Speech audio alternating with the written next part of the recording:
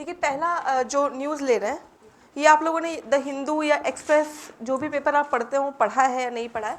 क्या आपने ये न्यूज़ पढ़ी जहाँ पे डोनाल्ड ट्रंप ने ये बात बोली थी कि अगर कोई भी डॉलर को ख़त्म करेगा, खासतौर से उन्होंने ब्रिक्स कंट्रीज़ को ये वार्न किया था कि अगर तुम लोग डॉलर के अगेंस्ट जाओगे तो हम तुम्हें ही ख़त्म कर देंगे, या मतलब तुम पे 100% टैरिफ लगाएंगे। ये न्यूज़ आप लोगों ने पढ़ी क्या? पढ़ा है। तब तो फिर आता है बस एक बार ऐसे कर लेंगे, हो गया, ठीक है। तो बेसिक जो यहाँ पे चीज़ें सामने आ रही हैं वो 2-3 बातें हैं। नंबर 1, क्या बात है कि डोनाल्ड ट्रंप ऐसा कह रहे हैं जिससे पूरी दुनिया के लिए ये इतना बड़ा मुद्दा बन रहा है। नंबर 2, यहाँ पे ब्रिक्स कंट्रीज़ का क्या कॉन्सेप्ट होता है। नंबर 3, डी डॉलराइजेशन क्या है। और एक जो नया वर्ड यहाँ पे रशिया ने यूज़ किया वो है डॉलर वेपनाइजेशन। डॉलर वेपनाइजेशन क्या होता है। इन सारे ही टॉपिक पे आपके प्री और मेंस के क्वेश्चन आ सकते हैं। खासतौर से मेंस की बात करें तो जहाँ पे डी डॉलराइजेशन और डॉलर वेपनाइजेशन को लेके सवाल बन सकता है। प्री के लिए आपका टैरिफ बैरियर, कोटा बैरियर, ये क्या होता है, यहाँ से सवाल बन सकता है। तो एकदम हम जीरो से लेके चलते हैं, जिनको पता है उनका रिवाइज हो जाएगा, जिनको नहीं पता है वो पता कर लेंगे। तो देखिए न्यूज़ क्या है कि Trump 100% tariff threat on BRICS depends. तो इस तरह की जो न्यूज़ है यहाँ पे पहला क्वेश्चन, ब्रिक्स कंट्रीज़ क्या है। आप में से किसको पता है ब्रिक्स के बारे में? ब्रिक्स कंट्रीज़ कौन सी हैं?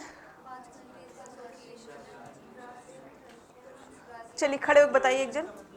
एब्रीविएशन करेंगे तब तो वो 5 कंट्रीज आ जाएंगे, उससे ज़्यादा हैं।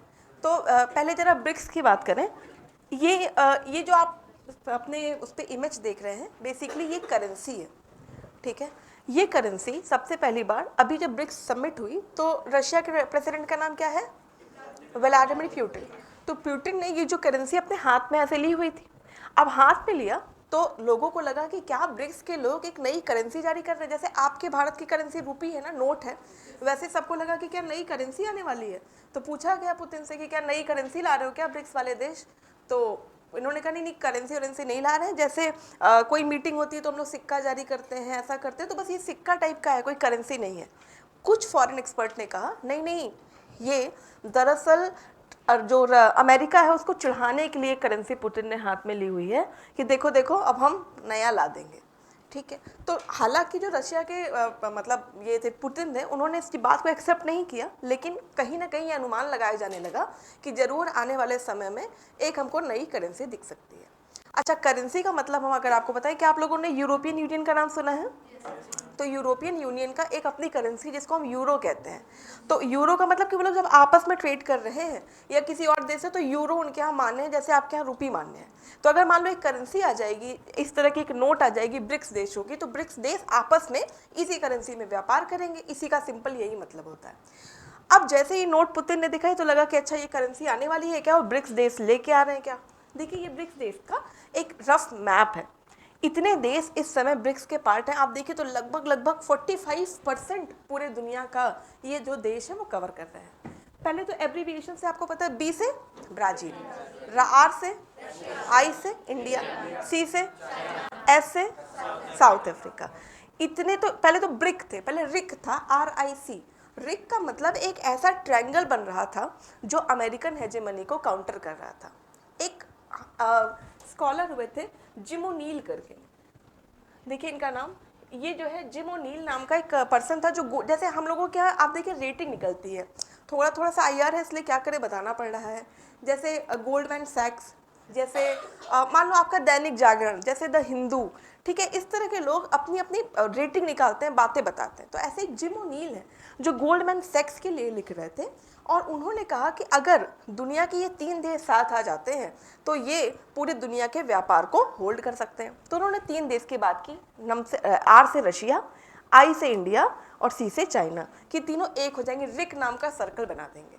तो आप देखिए अगर इस मैप में देखें तो रशिया कहाँ, रशिया, इंडिया, चाइना, लगभग आप देखें तो ये यूरोप और एशिया को कवर कर रहा है। बाद में क्या हुआ, कहा गया ब्राज़ील भी आ जाएगा, यानी एक तरफ साउथ अमेरिका, इधर आपका एशिया, यूरोप, और इसमें लग गया आपका कौन, साउथ अफ्रीका। अब देखिए यूरोप आ गया, यूरोप आया, एशिया आया, अफ्रीका आया, बचा ऑस्ट्रेलिया, छोटा सा है। और अब कायदे से आप देखें तो सामने में इधर देखिए साउथ अमेरिका भी आ गया।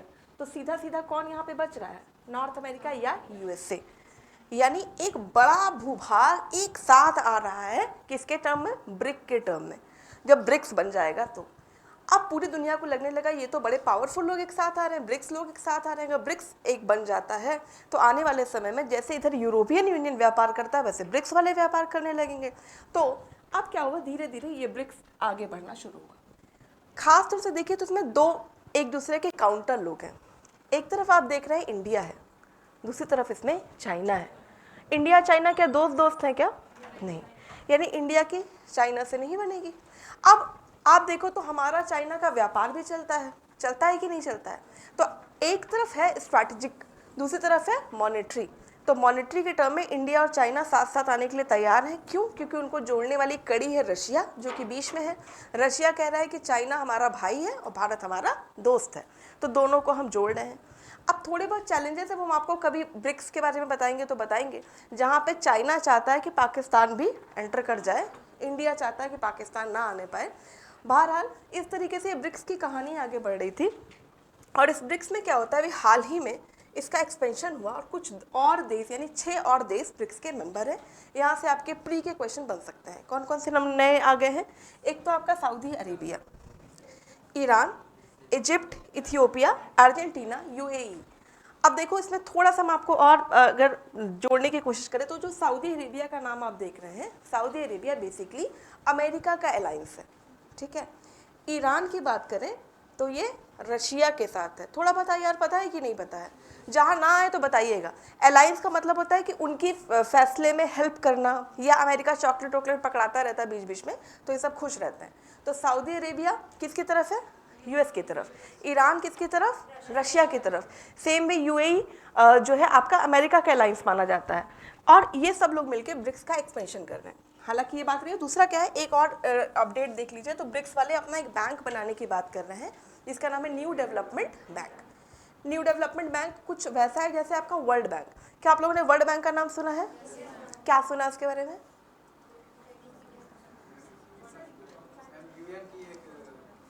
यूएन की बॉडी नहीं है। वर्ल्ड बैंक जो है, हाँ, फाइनेंशियल हेल्प करता है देश को, जितने भी उसकी कंट्री मेंबर्स कंट्रीज हैं उनको करता है। ना, कंट्रीज के बीच में जो ट्रेड्स होते हैं,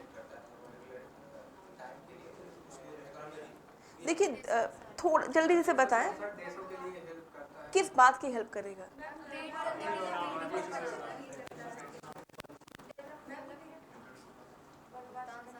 वर्ल्ड वॉर सेकंड के बाद बना, मतलब कुछ भी बता दे रहे हैं, थोड़ा सा वो कुछ तो सही होगा।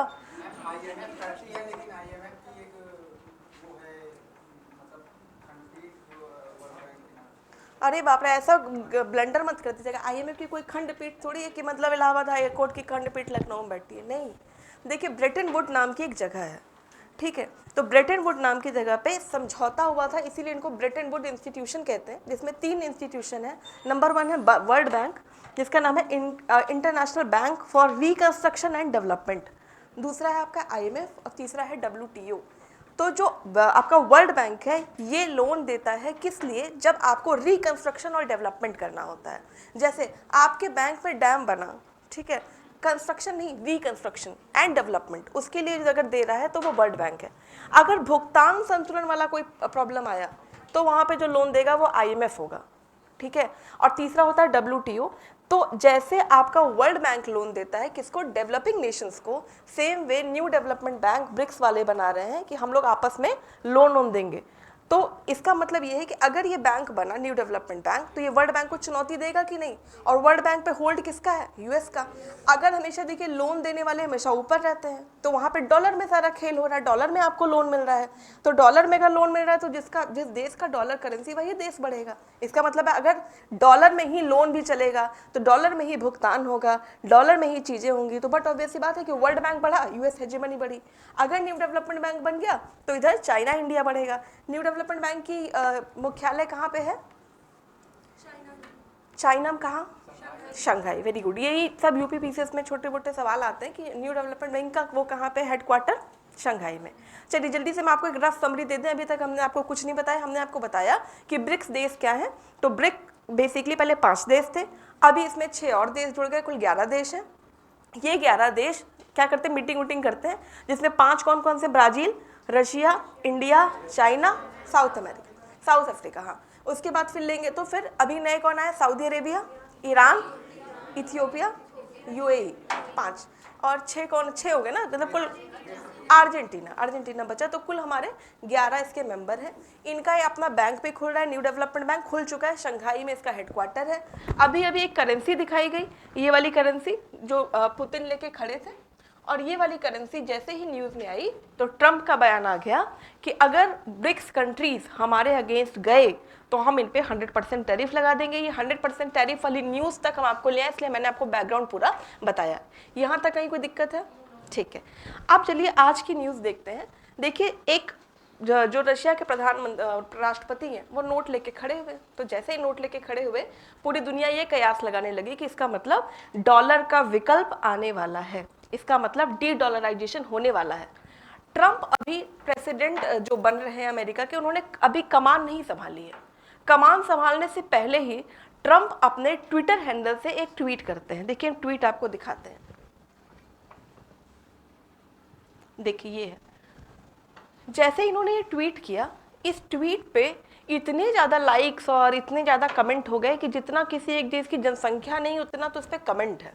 ठीक है, ऐसा लिखा क्या है ट्रंप ने, और जैसे ये पूरा हुआ तो जय America, Donald Trump, the great Donald Trump, इसके बोलबाले शुरू हो गए अमेरिकन के थ्रू। अब ऐसा उन्होंने ऐसा क्या धमकाया है जिसकी वजह से हमें सोचना चाहिए। देखिए लाइन, द आइडिया, हिंदी में ट्रांसलेट करते हैं, समझिएगा। The idea that BRICS countries are trying to move away from the dollar while we stand by and watch is over। देखिए, एकदम लग रहा धमका रहा है बंदा। ठीक है, कि मतलब ये लोग जो तुम कह रहे हो कि अभी तक हम देख रहे थे, अब ये देखने का समय खत्म हो गया। आगे देखिए क्या लिखे, we require a commitment from these countries that they will neither create a new BRICS currency nor back any other। अब देखिए, मतलब जैसे लग रहा है तुम दरोगा हो।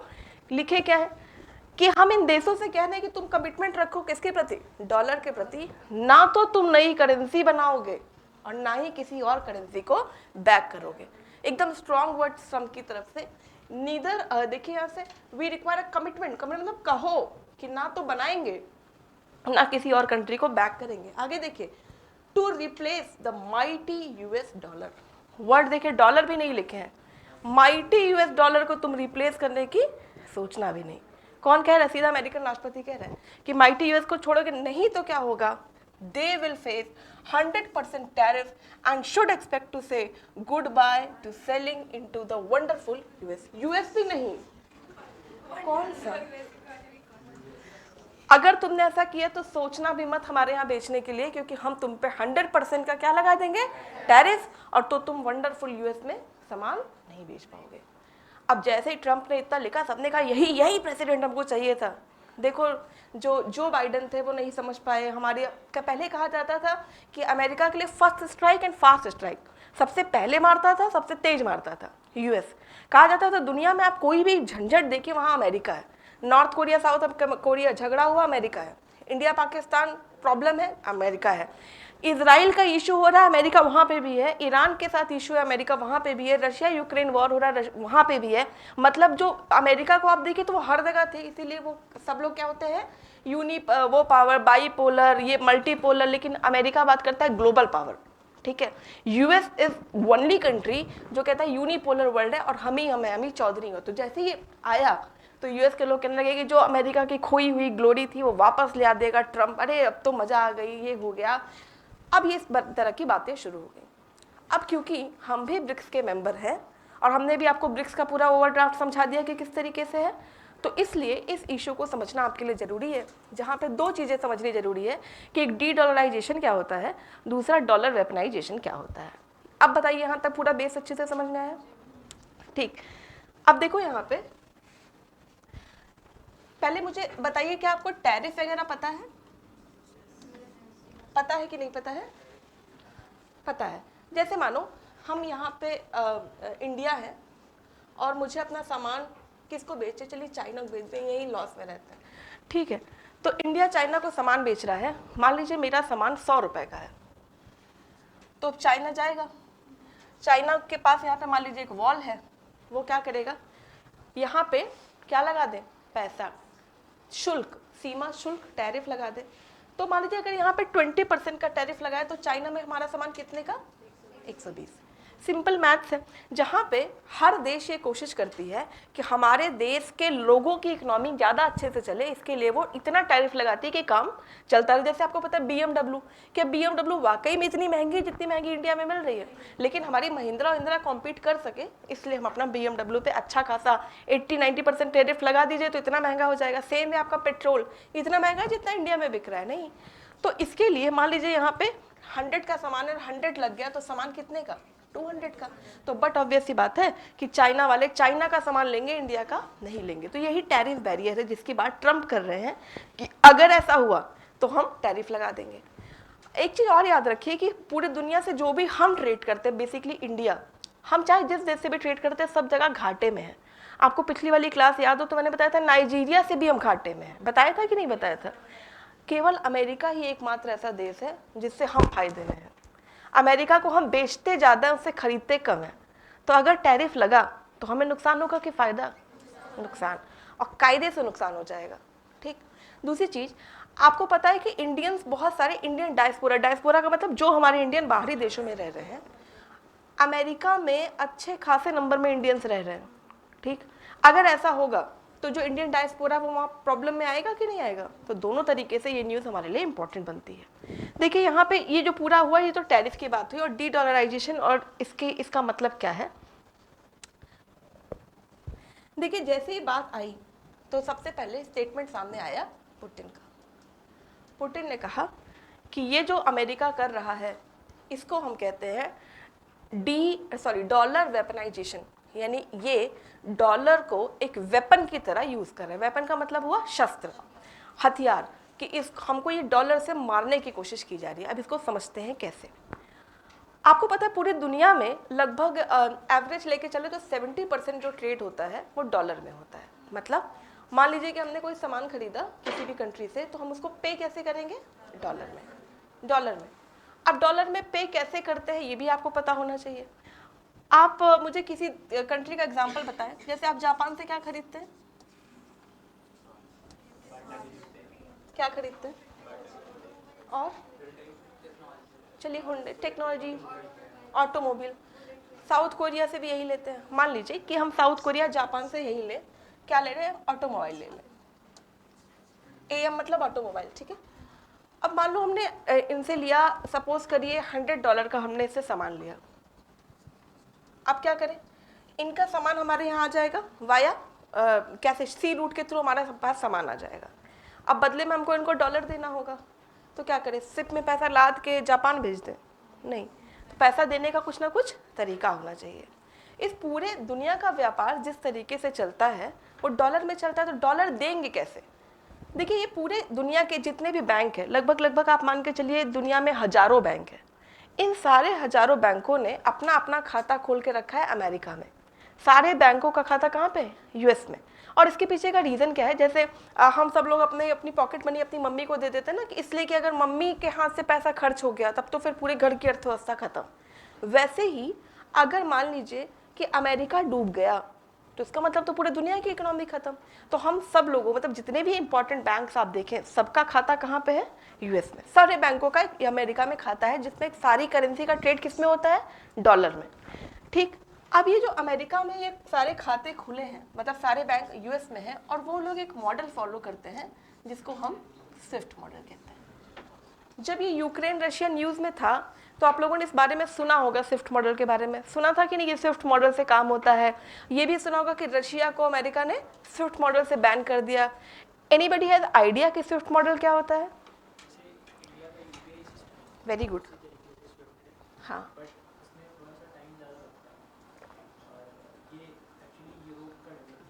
वेरी गुड, सिंपल है एकदम। जैसे कि देवांश ने बताया, स्विफ्ट मॉडल का मतलब कि सारी दुनिया के खाते अमेरिका में हैं। अब मैंने वही पुराना वाला एग्जांपल याद करिए कि मुझे जापान को पैसा देना है, तो हम जापान को कैसे देंगे, तो मेरा भी खाता, मतलब इंडिया का भी खाता वहाँ पे है, जापान का भी खाता वहाँ पे है। तो बस एक मैसेज करना होता है कि भाई हमारा वाला इतना डॉलर जापान में डाल दो, काम खत्म। तो पैसा एक जगह से दूसरी जगह नहीं जाता, वो अमेरिका में स्टेबल है, यहाँ से पैसा निकाले उस वाले अकाउंट में डाल दिए। तो इस तरीके से पूरी दुनिया का जो ट्रेड है वो चलते रहता है, और 70% ट्रेड क्योंकि डॉलर में हो रहा है, डॉलर में ही पूरी इकोनॉमी रन कर रही है। इसका मतलब यहाँ से पैसा गया वहाँ, वहाँ से गया वहाँ, लेकिन क्या गया, क्या गया, डॉलर। तो मेन यहाँ पे मेन मुखिया कौन है, डॉलर। तो यानी, और ये स्विफ्ट का मतलब क्या है, वैसे ही समझिए जैसे आपका इंडिया में IFSC कोड होता है ना, जिससे कि पता चल जाता है कौन सा वाला बैंक है, कौन सी वाली ब्रांच है, ठीक है। वैसे स्विफ्ट मॉडल के थ्रू पता चल जाता है कि किस वाले बैंक में पैसा डालना चाहे। जैसे मान लीजिए कि इंडिया का ये स्विफ्ट नंबर है, ये जापान का स्विफ्ट नंबर है, तो वहां से उठाए और इस वाले में डाल दिए, तो रिफ्लेक्ट कर जाता है। इसी को कहते हैं स्विफ्ट मॉडल। यहाँ तक कोई समस्या है? नहीं। हुआ क्या कि जब रशिया यूक्रेन वॉर चल रही थी, थोड़ा सा जल्दी से इसको आपको लेके चले, रशिया यूक्रेन वॉर चल रही थी, तो बताइए क्या यहाँ पे कहीं पे भी अमेरिका है? नहीं। रशिया ने अटैक किस पे किया? यूक्रेन पे। अच्छा, वैसे तो इस एक न्यूज़ से नहीं जुड़ा है, फिर भी आप लोगों को क्या लगता है रशिया ने यूक्रेन पे हमला क्यों किया था? और ये तो एक रीजन दिया गया, और क्या हो सकता है? Glorious expansion, anything else? Why?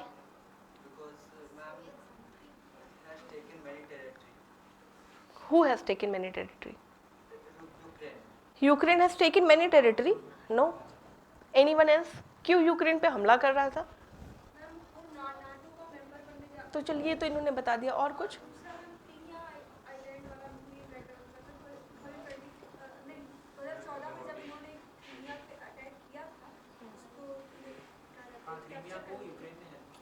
हाँ, और कुछ? Anything else? देखिए, एक तो नेटो, नेटो का कॉन्सेप्ट आप लोगों को पता है क्या है नेटो? ये तो फुल फॉर्म है। क्या करता है नेटो? एक जन बताइए, अच्छे से बताइए लेकिन। हाँ हाँ, ठीक है। और तो इससे क्या फ़ायदा? हम हैं मेंबर नेटो के, इंडिया नहीं है, तो जब इतना फ़ायदेमंद था तो हमें भी जुड़ जाना चाहिए था। नहीं, हमको भी कहे थे बन जाओ, वो तो मना कर देते हैं। हाँ हाँ।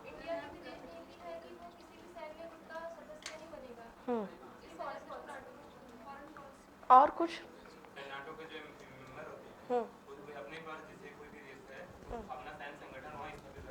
Very good. और कुछ? अच्छा, नाटो के अपोज में USSR कौन सा ग्रुप लेके आया था? Warsaw Pact. क्या वार्सा पैक्ट है अभी? नहीं है। देखिए, थोड़ा सा अगर आपको मैप याद हो, देखिए यहाँ से देखिए, ये है रशिया, इसके ऊपर ये कौन सा ओशियन है? अटलांटिक। कहाँ? आर्कटिक। आर्कटिक मतलब ऊपर है पोल, जहाँ पे बर्फ जमी रहती है, ठीक है। तो इतना बड़ा तट रशिया के किसी काम का है क्या? नहीं। अगर मान लीजिए पूरी दुनिया में इनको ट्रेड करना है, तो इनको क्या चाहिए? तट। कहाँ से करें व्यापार? या तो ये थोड़ा सा इधर वाला रीजन है जो डिस्टर्ब रहता है बिकॉज ऑफ जापान चाइना का वॉर। आपको पता है जापान चाइना का वॉर चलता रहता है। दूसरी तरफ नॉर्थ कोरिया साउथ कोरिया आपस में लड़ते रहते हैं। तो अब इनको अगर अपना सामान बेचना है तो कहाँ से बेचें? इधर जो क्रीमिया वाला तट है ना, क्रीमिया के पास तट है। अगर सोचिए किसी तरीके से क्रीमिया रशिया में आ जाएगा, तट मिलेगा कि नहीं? और तट मिला तो पूरा मिडिल ईस्ट व्यापार करना आसान, ठीक है। तो अगर ये क्रीमिया और यूक्रेन एक हो जाएंगे, या यूक्रेन में अमेरिका पहुंच जाएगा, तो कभी भी रशिया को व्यापार करने देगा नहीं। तो किसी भी तरीके से मुझे क्या चाहिए? तट। आप रशिया हो तो आप क्या चाहेंगे? कि यहाँ अमेरिका आए? नहीं, आप हावी ही नहीं होने देंगे। आप सोचेंगे कि हमेशा मेरी बहुत बड़ी रहनी चाहिए, नहीं तो फिर हम कहाँ से ट्रेड करेंगे। और वही उल्टा करिए, अगर आप अमेरिका हो और आपको लगता है कि यही रूस है जो कभी ना कभी मुझे दबा देगा, तो आप क्या करेंगे? इसी यूक्रेन की हेल्प करोगे कि नहीं करोगे? है ना। तो यही रीजन है कि रशिया यूक्रेन के वॉर में, वॉर हो रही थी रशिया यूक्रेन की, और लड़ रहे हैं वहां पे अमेरिका। और इसीलिए वो नेटो की बात कर रहा था, करता है यूक्रेन तुम नेटो में आ जाओ, देखो तुमको हम बचा लेंगे, ये कर लेंगे, वो कर लेंगे। क्यों? क्योंकि अगर हम वहां पहुंच जाएंगे तो रशिया कभी उभर नहीं पाएगा। और नहीं तो रशिया चाइना दोनों कम्युनिस्ट नेशन है, और दोनों अगर एक हो गए तो पूरा सोचिए, रशिया से लेकर चाइना, इधर नॉर्थ कोरिया, नॉर्थ कोरिया भी उभर रहा है ना, सब जगह लाल झंडे अगर हो गए तो कम्युनिज्म और जो लिबरलिज्म और कम्युनिज्म वाला वॉर चल रहा था, आपने कोल्ड वॉर में सुना होगा, पर उसकी जो रेस चलती है, तो इधर तो पूरा पूरा वही लाल झंडा ऊपर हो गया। किसने कर, कौन करेगा लिबरलिज्म वाली बात? और भारत तो है ही नहीं, हम तो सोशलिस्ट हैं, हम मिक्स्ड हैं। अगर हमको दिखेगा कि अच्छा ये वाली बात ज़्यादा करनी तो हम ऐसे हो जाएंगे। अमेरिका कहेगा कि तुम लिबरल हो कि सोशल हो, तो हम कहते हैं हम ये है। लिबरल कहता है कि पैसा हम दे रहे हैं, हम इधर हो जाते हैं। इधर वाले कहते हैं हम तुमको पैसा दे रहे हैं, हम इधर हो जाते हैं, हम झूलते रहते हैं। ठीक है, तो इस तरीके से आप देखिए, तो कहीं हम तो बात ही करते हैं गुट निरपेक्ष और अपना अलग थलग बने रहते हैं और सब में बोलते रहते हैं। और हमने पहले ही कह दिया हम तटस्थ थोड़ी, हम तो गुट निरपेक्ष हैं, तो बोलेंगे भी और बोल के भाग जाते हैं, अपना बोले और हटे। ठीक है, तो इसी वजह से अमेरिका को चाहिए कि हम वहाँ पे बने रहें। इसीलिए देखिए रशिया यूक्रेन वॉर में अमेरिका ने वहाँ पे बोला। जैसे ही यहाँ पे इन्होंने अमेरिका ने यहाँ पे बोलना शुरू किया, खासतौर से रशिया यूक्रेन में, तो हुआ क्या कि जैसे रशिया बोला तो रशिया के साथ, सॉरी अमेरिका के साथ हैं आपके यूरोप के देश, ब्रिटेन, फ्रांस। कहा जाता है कि जैसे जैसे यूएस करता है वैसे वैसे इसे फॉलो करते हैं ब्रिटेन उटेन, इन्हीं के साथ ही है। कहते भैया जैसे करेंगे हम भी वैसे करेंगे, बड़े भैया की बहुत मानते हैं सर।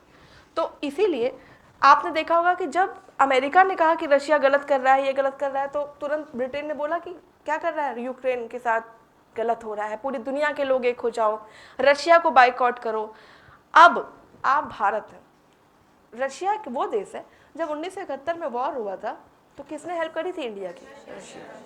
इवन जब भारत आज़ाद हुआ था तो नेहरू जो समाजवाद की बात करते हैं वो कहाँ से आइडियल हुई? रशिया। तो रशिया के तो हम दोस्त हैं। तो बताइए, हम इंडिया हैं, हम किसकी बात करें? हम अमेरिका की तरफ जाएं तो अमेरिका कहेगा कि तुम तो शांति की बात करते हो और यूक्रेन वाले शांति में बताओ मार रहे हैं, तुम रशिया को हेल्प करोगे? और रशिया कहेगा हम तुम्हारे दोस्त हैं, तुम हमारी हेल्प नहीं करोगे। तुम्हारे जो इतने बच्चे यूक्रेन में पढ़ रहे थे हम रेस्क्यू कर दिए हैं, तो बताइए आप इंडिया है तो आप रशिया का साथ देंगे कि यूक्रेन का साथ देंगे?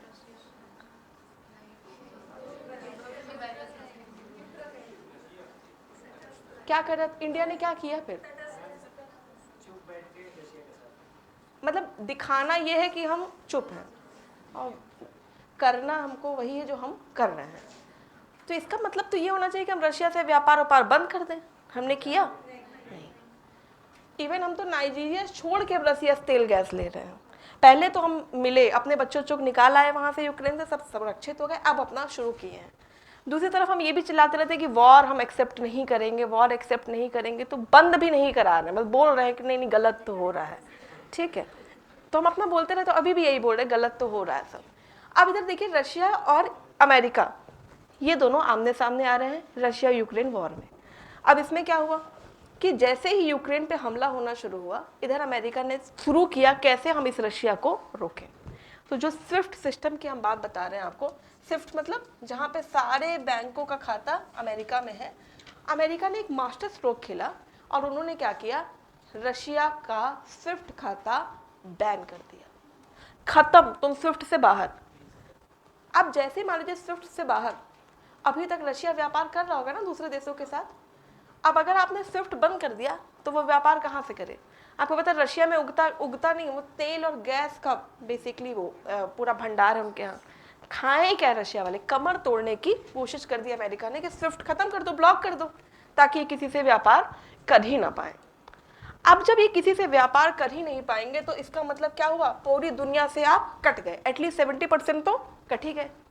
अब यहाँ पे पुतिन ने कहा हमने तो इसके ऊपर ट्रस्ट किया था, तुमने ही कहा था ना कि पूरी दुनिया का व्यापार डॉलर में होगा, तो हम सब लोगों ने आप पे ट्रस्ट किया, आपके यहाँ खाता खोला, डॉलर में हम पूरी दुनिया व्यापार कर रही है, जस्ट बिकॉज ऑफ यू, आपने कहा था कि करो।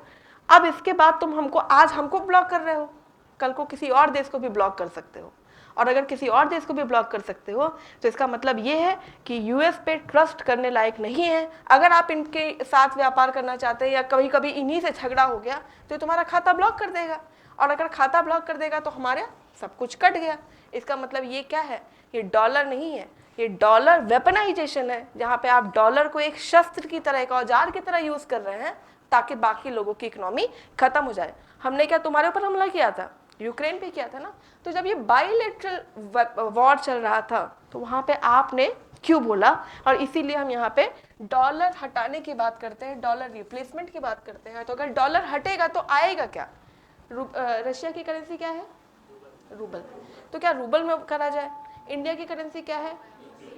आप देखिए, पहले तो रशिया ने क्या किया, हर देश के साथ व्यापार किया उनकी करेंसी में। जैसे इधर हमारा रूपी रूबल का चलता है, ठीक है, हर देश के साथ करेंगे, लेकिन फिर भी तो हमको एक करेंसी चाहिए जहाँ पे हम हटा सके, बाकी देशों में बात कर सके। और इसी में ये बात आने लगी कि let's create a different currency जो कि डॉलर ना हो। तो जब हम डॉलर ना हो तो क्या होगा? इसी टर्म को कहते हैं डी डॉलराइजेशन, कि मतलब डॉलर में व्यापार नहीं होगा, किसी और में व्यापार होगा। इसी टर्म को हम कहते हैं डी डॉलराइजेशन। और अगर डॉलर को एक शस्त्र की तरह जो अमेरिका यूज कर रहा है, इसको क्या कहते हैं? Dollar weaponisation. अब मुझे बताइए, क्या यहाँ तक चीजें अच्छे से क्लियर हुई? बढ़िया से। अब चलिए, ये यहाँ तक तो आपका खत्म हुआ, लेकिन अगर मान लीजिए वास्तव में ऐसा हो गया सही में, क्या अमेरिका जो ये बात कह रहे हैं कि हम तुम पे टैरिफ लगा देंगे, फलाना कर देंगे, और हम लोगों के लिए क्या चिंता वाली बात होनी चाहिए या नहीं होनी चाहिए? आपको क्या लगता है, ये हमारे लिए चिंता वाली बात है? हाँ, चिंता वाली बात है। 100% टैरिफ लगा सकता है अमेरिका? पढ़े नहीं ना कायदे से। ठीक, चलिए देखिए समझते हैं। इधर ट्रम्प कह रहे हैं हम तुम्हारे ऊपर 100% टैरिफ लगा देंगे, और इधर एस जयशंकर कह रहे हैं कि कोई दिक्कत वाली बात नहीं है। हुए थे एस जयशंकर, पता है आपको कौन है? चलिए इतना तो कम से कम पता है। तो यहाँ पे एस जयशंकर कह रहे हैं कोई प्रॉब्लम वाली बात नहीं है। ऐसा क्यों? देखिए, पूरी दुनिया का ये हम आपको चार्ट दिखा दें तो ये लगभग 14% जो ट्रेड होता है मैक्सिको के साथ होता है। इंडिया के साथ जो अमेरिका का ट्रेड है, कहाँ गया इंडिया? 2.5% है। इसका मतलब ये है कि अभी हम बहुत पीछे हैं। अमेरिका का जो सबसे ज़्यादा व्यापार है वो मैक्सिको के साथ हो रहा है। मैक्सिको की लोकेशन पता है आपको? कहाँ? ये वाला है ना? ये कौन सा है? ये इधर कनाडा के जो जस्टिन ट्रूडो पहुंच गए थे, ट्रम्प से मिल लैंड, इन्होंने ये कह रहे सर मत करिए प्लीज़, तो कहा है चलो ठीक है। ठीक, अब देखिए मैक्सिको के साथ इनका ज़्यादा व्यापार चलता है। थोड़ा सा हम आपको और बताएं तो कुछ दिनों पहले जब पिछली बार ट्रम्प आए थे तो उन्होंने कहा था यहाँ दीवार बनवा दो। कुछ भी इलॉजिकल तो कहते रहते यहाँ से लेके यहाँ तक दीवार बना देंगे तो मैक्सिको वाले आ ना पाए। क्या दीवार बनी? नहीं। क्या बनेगी? नहीं। और मैक्सिको जब तुम्हारे साथ इतनी दिक्कत, इतना बड़ा ट्रेड मैक्सिको के साथ हो रहा है, और ये कह रहे हैं हम तुम्हारे पे बैन लगा देंगे, 100% टैरिफ लगा देंगे, दीवार बना देंगे, जरा इस पूरी क्यों समझिए और फिर आपको समझ में आ जाएगा क्यों ये इंडिया के लिए प्रॉब्लम की बिल्कुल बात नहीं है। देखिए यहाँ पे जो मैक्सिको है ये डेवलप्ड कंट्री है या डेवलपिंग कंट्री है? डेवलपिंग कंट्री है। अमेरिका के कंपैरिजन में देखें तो मैक्सिको के पास बहुत पैसा नहीं है, गरीब देश है। ऐसे समझिए कि मान लो हम लोग किसी पॉश एरिया में रहते हो या आप किसी पॉश एरिया में रह रहे हो, तो आपके घर के आसपास मेड वगैरह आती हैं, तो वो थोड़ी कि मकान मालिक आके ऊपर झाड़ू पोछा करने लगेंगे, नहीं। इसका मतलब मेड किसी आसपास में अगर कोई बहुत अच्छी कॉलोनी, तो अगल बगल कोई स्लम एरिया भी होगा जहाँ से जो चीप लेबर है वो आपको मिल सके। जितनी भी अच्छी कंपनी वो अमेरिका में है ही नहीं। सारी की सारी कंपनी कहाँ है? मैक्सिको में। क्यों? दो चीज़ें हैं। नंबर 1, मैक्सिको के पास है कच्चा माल, और नंबर 2 है मैक्सिको के पास सस्ता लेबर। तो सारी की सारी कंपनी अपना लगाई है यहाँ पे और यहाँ से बना के अमेरिका को बेच रही है। अब अगर अमेरिका इन पे बैन लगा दे तो जो भाई तुम्हें सस्ता लेबर मिल रहा है, मिलेगा? आप लोग क्या जो झाड़ू पोछा और ये जो हाउस होल्ड कोर्स है वो करने कौन आएगा? अमेरिकन? नहीं। आपके यहाँ जो मतलब जैसे मान लीजिए आपकी कार खराब भी तो होगी, उसको बनाने वाले अमेरिकन थोड़ी है, मैक्सिको के लोग हैं। सेम वे इंडिया, अगर इंडिया में देखें तो सबसे सस्ता क्या है? लेबर। लेबर कॉस्ट आज भी इंडिया में सबसे कम है। दिन भर लेबर काम करता है, हम देते कितना है? जो भी रेट चल रहा, 150, 300 इतना ही देते हैं ना सारा दिन भर काम कराने के बाद। तो यानी सबसे चीप क्या है इंडिया में? लेबर। एक तो इतने इंसान है, बस जैसे ट्रेन यूपी में एंटर करती है आप देख लिया, आदमी आदमी दिखते हैं, ठीक है। तो इस वजह से मतलब जब कभी कहीं से आइए तो ट्रेन रुकती तो पता चल जाता ना कि इलाहाबाद यूपी आ गया, एकदम शुरू हो जाता जय हनुमान ये वो, एकदम मंदिर वंदिर, ठीक है। और उधर जाइए राजस्थान साइड तो खाली, ठीक। तो अगर मान लीजिए यहाँ पे सबसे सस्ता लेबर है, सब कुछ सस्ता है, अमेरिका चाहे भी तो हमारे पे बैन लगा ही नहीं सकता, क्योंकि अगर इन्होंने ये इस पे बैन लगाया तो यहाँ से इंडिया क्या करेगा, अपने चीप लेबर भेजना बंद कर दीजिए, तो आपकी इकोनॉमी जो द ग्रेट अमेरिका ट्वीट अभी आपने दिखाया था ना, अमेरिका नहीं ग्रेट अमेरिका फलाना बचेंगे, शुद्ध सुपर पावर। तुम सुपर पावर रहो कहाँ, तुम्हारे काम कौन करेगा, ठीक। हालांकि अमेरिका ने ट्वीट कर दिया, सारे देश, कनाडा जाके कह भी आया कि मत करिए सर प्लीज़ ये वो, लेकिन बाकी ब्रिक्स कंट्रीज़ पे कोई फ़र्क नहीं पड़ा है, ठीक। और अभी इंडिया एकदम स्टेबल है, इंडिया को भी पता है कि चीप लेबर लाओ कहाँ से, कहते रहो जो भी कहना है, हमारे यहाँ ही तो है, कम से कम हम इसमें तो आगे जनसंख्या ज़्यादा रखें, ठीक है। हाँ अभी वो करेंगे नहीं, वो जो जैसे जयशंकर ने ये भी कहा, आपको पता है कि अगर मान लीजिए हम डॉलर हटा दें तो नई करेंसी भी इतनी जल्दी आ नहीं सकती, तो इसलिए भी उन्होंने कह दिया कि फिर सबसे ज़्यादा ट्रेड भी तो डॉलर में हो रहा है, तो जब तक हम डॉलर रिप्लेस करें कहाँ से, वो धीरे धीरे ग्रेजुअल प्रोसेस होगा, तो 25-30 साल तक तो कोई खतरा नहीं है, उसके बाद देखिए ट्रंप रहे ना रहे जो भी रहे, लेकिन यही पूरा स्टेटमेंट था। और यहाँ से 2-3 क्वेश्चन जो बन सकते हैं वो आप कर पाएंगे आप।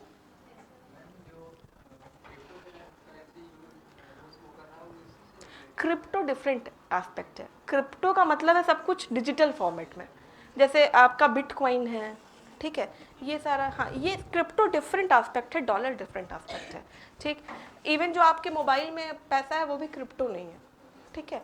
तो ये वाला आर्टिकल एकदम अच्छे से क्लियर हुआ, द हिंदू एक्सप्रेस सब ने कवर किया था। चलिए छोटे छोटे 2 क्वेश्चन करिए, ओके करिए क्वेश्चन।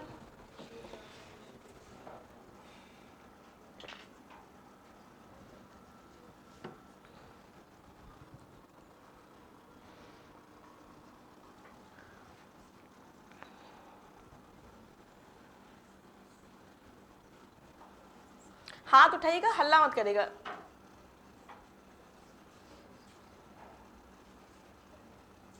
आप बताओ बेटा, सेजल सी, और आपका क्या लग रहा है, सी, इधर आपका सी, और कितने लोगों को सी लग रहा है, आपको क्या लग रहा है, कुछ लग ही नहीं रहा है, कुछ तो लगवाओ यार, क्या लग रहा है इसमें से, क्या नाम है आपका बेटा, रमा, रमा क्या लग रहा है आंसर, तो आप बता क्यों नहीं रही हैं, वैसे सी सही भी नहीं है, क्या इसलिए सी है, हाँ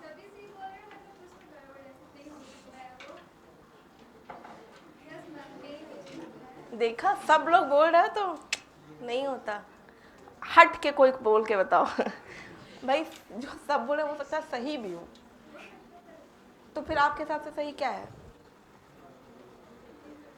आपके हिसाब से सही आंसर क्या है इसका, आपके हिसाब से क्या सही है, वो आप हाँ क्या है भाई, क्यों सी क्यों सही है,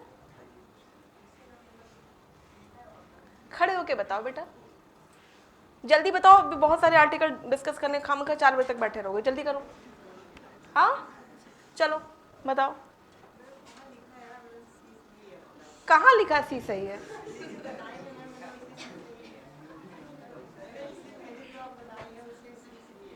अच्छा क्या है सी का मतलब, इसका मतलब क्या हुआ,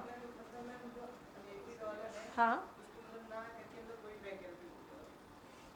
इतना मतलब बोलोगे तो फिर मतलब ही सब कह देंगे। चलो अगला बताओ, अगला वाला शिवम बताने दीजिए, और कोई नहीं बताएगा, चलो बताओ। हाँ हाँ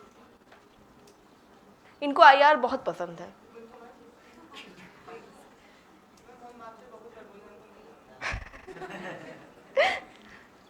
चलो बताओ इसका सही आंसर क्या है,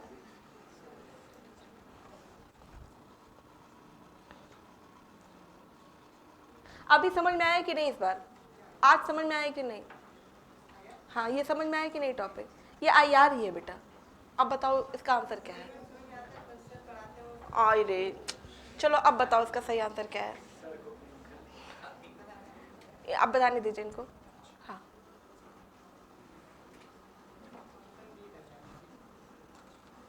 चलो और कौन बताएगा, रमा बैठ जाइए बेटा बैठ जाइए, हाँ ये वाला तो बताओ आप, तीनों सही है, डी, इधर से इधर इधर, हेयर बैंड, क्या नाम है आपका आंसर, सही आंसर क्या है, हेयर बैंड इन्होंने लगाया ना, बताने दो ए, देखा। और इधर आपका बताइए। बी। इधर से रविकांत बी। देवेश का क्या है? बी। और इनका श्रुति का, राहुल का, चलिए ऋषभ जो बताएगा वही मानेंगे। बताओ। बी। इसलिए ये कह रहा है इसलिए मान लेते हैं, पर चेक कर लो एक बार बी है कि नहीं। चलो एक बार देखें। ये वाला पहला वाला तो सही ऑप्शन। क्या ब्रिक्स जो है सैन्य संगठन है? नहीं। तो दूसरा वाला एलिमिनेट कर दो, सही हो जाएगा। तब क्यों नहीं बता रहे हो बेटा? आपको लगता है आप बता देंगे सब सीख जाएंगे क्या?